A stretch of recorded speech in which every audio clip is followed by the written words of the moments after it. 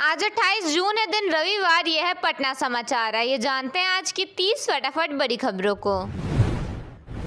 झगड़ा हो रहा है। आइए देखें, देखिए चोर कैसे भाग रहा है। वो देखिए चली बाउंड्री पे चली बाउंड्री पे। तेज प्रताप यादव ने व्लॉग बनाकर बताया कैसे हुई थी 20 लाख की चोरी। पूरी वारदात का सीन भी रिक्रिएट किया। दूसरी तरफ केस के गवाह उनके ड्राइवर अनिल यादव को मिल रही धमकियां। आरोपी मोती यादव की पत्नी प्रीति ने मुंह खोलने पर अंजाम भुगतने की बात कही।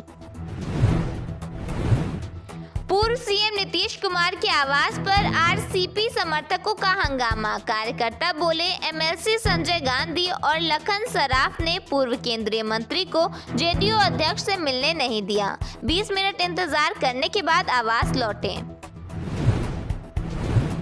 भरत तिवारी एनकाउंटर मामले में नया खुलासा। मोबाइल में थे घोटाले के सबूत। 1400 करोड़ के फंड के हेरफेर का है मामला। परिजनों ने जगदीशपुर एसडीएम संजीत की भूमिका पर भी उठाए सवाल। पूर्व सीएम राबड़ी देवी ने 10 सर्कुलर रोड छोड़ने से पहले भवन निर्माण विभाग से मांगी सामानों की लिस्ट ताकि बाद में ना हो कोई विवाद। 29 जून तक घर खाली करने का मिला है नोटिस। बच्चा खरीदने बेचने के आरोप में समस्तीपुर से 2 डॉक्टर समेत आरोपी गिरफ्तार। सारण की महिला के साथ 3,80,000 में किया था सौदा। समस्तीपुर रेलवे स्टेशन से अगवा हुआ था 8 महीने का मासूम। गिग वर्कर्स के लिए बने एसी लाउंज में बैठे नजर आए पुलिसकर्मी। पूरे मामले पर पटना स्मार्ट सिटी की सफाई अधिकारी बोले अगर कोई जरूरत के लिए 5 मिनट बैठना चाहता है तो उसे रोक नहीं सकते। भागलपुर में कुछ गांवों में गहराया पेयजल संकट। आक्रोशित ग्रामीणों ने नेशनल हाईवे 80 जाम कर किया विरोध प्रदर्शन। वीडियो ने मौके पर पहुंचकर संभाला हालात। अवैध मोटर भी हटाए गए। पटना के फतुहा में 2 ट्रकों की टक्कर के बाद भीड़ ने लाखों रुपए की कोल्ड ड्रिंक लूट ली। जिसके हाथ जितनी बोतलें आईं लेकर भागता नजर आया। पुलिस वायरल वीडियो के आधार पर लोग की पहचान करने में जुट गई है। बिहार के 20 जिलों में बारिश का ऑरेंज अलर्ट है। पटना, गया, नालंदा, नवादा, शेखपुरा समेत कुछ जिलों में आज मौसम बदला रहेगा। अधिकतम तापमान में 2 से 3 डिग्री तक की कमी दर्ज किए जाने का पूर्वानुमान है।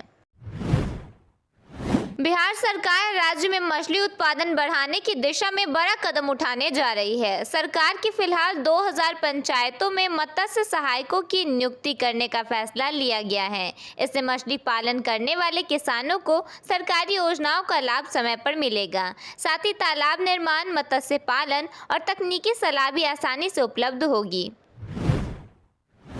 गयाजी से श्रीनगर तक सीधी यात्री ट्रेन चलाने की मांग तेज हो गई है। केंद्रीय मंत्री जीतन राम मांझी को ज्ञापन सौंपकर सैनिकों और श्रद्धालुओं की सुविधा के लिए पहल करने की अपील की गई।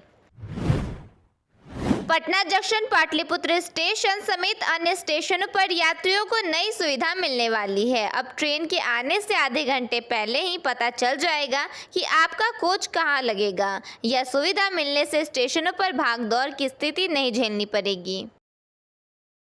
बिहार पुलिस सिपाही भर्ती परीक्षा में शामिल होने वाले अभ्यर्थियों की सुविधा के लिए दानापुर मंडल ने 27 और 28 जून को 13 परीक्षा स्पेशल ट्रेनों के परिचालन का निर्णय लिया है। पटना, पाटलिपुत्र और दानापुर समेत विभिन्न स्टेशनों से ये ट्रेनें अलग अलग जिलों के लिए चलाई जाएंगी।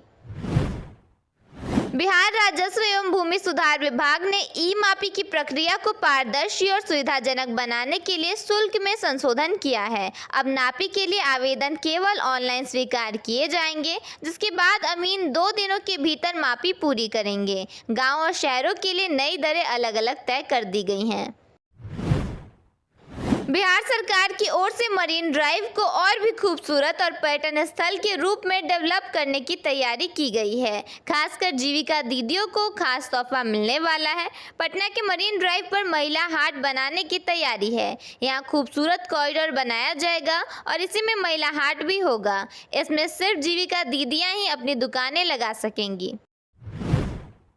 बिहार में आगामी 15 जुलाई से जमीन और संपत्ति की रजिस्ट्री पूरी तरह पेपरलेस होने जा रही है। निबंधन विभाग ने नई डिजिटल व्यवस्था की तैयारी पूरी कर ली है। अब आवेदन से लेकर वेरिफिकेशन तक सब ऑनलाइन होगा और रजिस्ट्री के बाद डीड का PDF सीधे मोबाइल पर मिलेगा।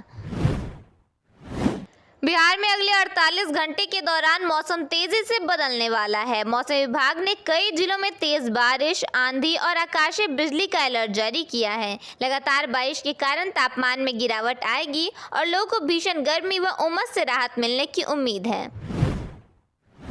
मनरेगा योजना का नाम बदलकर अब जी राम जी कर दिया गया है, जो 1 जुलाई से लागू होगी। इस नई योजना का सबसे बड़ा फायदा यह है कि अब ग्रामीणों को साल में 100 दिन के बदले 125 दिनों के रोजगार की गारंटी मिलेगी। यही नहीं, मजदूरों का भुगतान महज 3 दिनों के भीतर DBT के माध्यम से सीधे बैंक खाते में कर दिया जाएगा। भुगतान में देरी होने पर मजदूरों को मुआवजा देने का भी नियम बनाया गया है।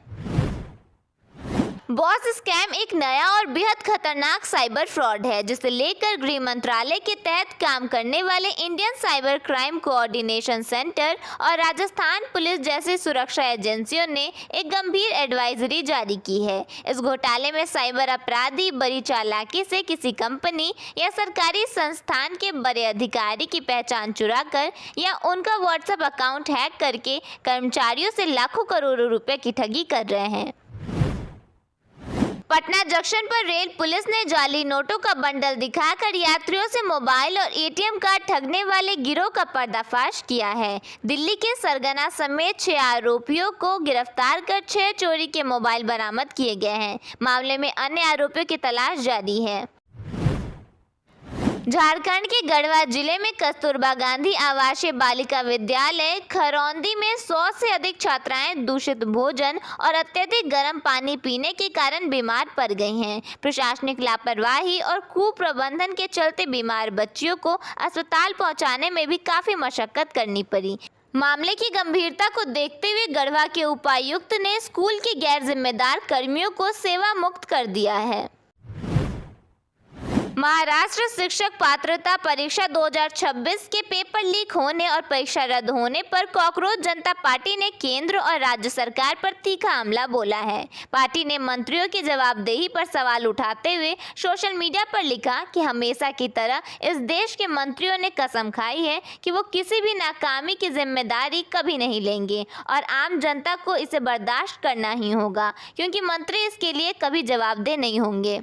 पार्टी ने तंज कसा कि देश में लगातार पेपर लीक हो रहे हैं, लेकिन कोई भी मंत्री इसकी नैतिक जिम्मेदारी लेने को तैयार नहीं है। CJP के संस्थापक अभिजीत दिपके ने पहले भी कहा है कि बार बार होने वाले ये लीक युवाओं और रोजगार चाहने वालों के भविष्य को पूरी तरह बर्बाद कर रहे हैं। कॉकरोच जनता पार्टी दिल्ली के जंतर मंतर पर नीट परीक्षा धांधली को लेकर पिछले कई दिनों से प्रदर्शन कर रही है और केंद्रीय शिक्षा मंत्री धर्मेंद्र प्रधान के इस्तीफे की मांग कर रही है। मुजफ्फरपुर जिले के औराई थाना क्षेत्र के राजखंड गांव में शुक्रवार देर रात चोरों ने एक सेवानिवृत्त शिक्षक को घर में बंधक बनाकर बड़ी चोरी की वारदात को अंजाम दिया। बदमाश घर में रखे करीब 200 ग्राम सोने और चांदी के आभूषण लेकर फरार हो गए। घटना के बाद इलाके में दहशत का माहौल है। गया जी घूमने आए मध्य प्रदेश के 2 युवकों को शादी का झांसा देकर कथित लुटेरी दुल्हन और उसके साथियों द्वारा 1.70 लाख रुपए, मोबाइल फोन और कोर्ट मैरिज से जुड़े दस्तावेज लूट लेने का मामला सामने आया है। पीड़ित की शिकायत पर विष्णुपद थाना पुलिस ने मामला दर्ज कर जांच शुरू कर दी है।